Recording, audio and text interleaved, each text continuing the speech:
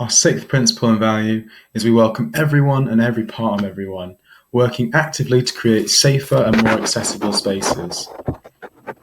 As a movement, we are committed to campaigning for the right for life and the right for future life for our children and the planet.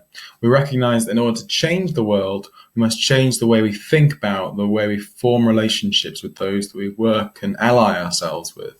The world is currently defined by multiple hierarchies of race, class, gender, sexuality, etc. And for those lower down the hierarchies, much of the world isn't a safe space. To create safer spaces, we need to actively work to continuously build understandings of how these hierarchies operate so that we can challenge ourselves and build inclusion through making our spaces more accessible.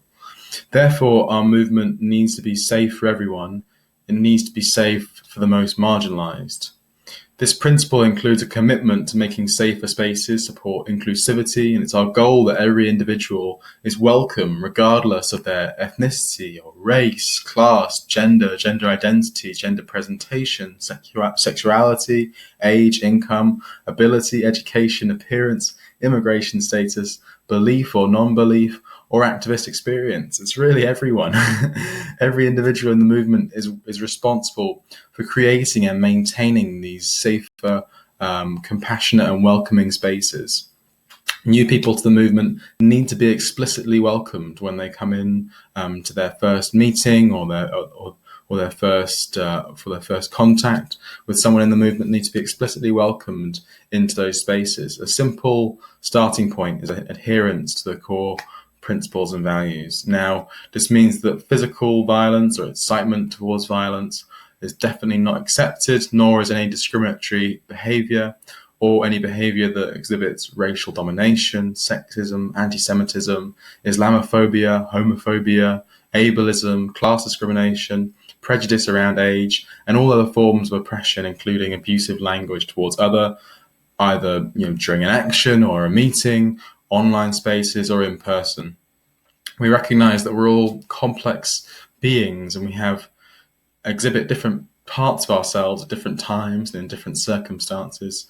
And for example, sometimes we might be caring and other times judgmental and other times carelessly reactive.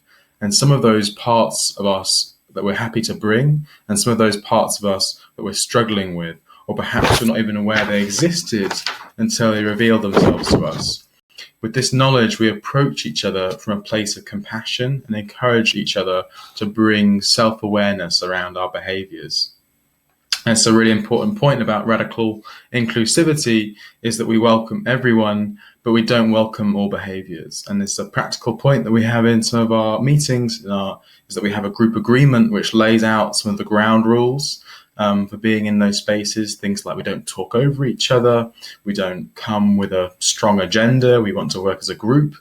And these group agreements keep basic ground rules, and those that break the group agreement will go through an Extinction Rebellion conflict resilience process to deal with that conflict, or if they severely break the agreement, they may be asked to leave.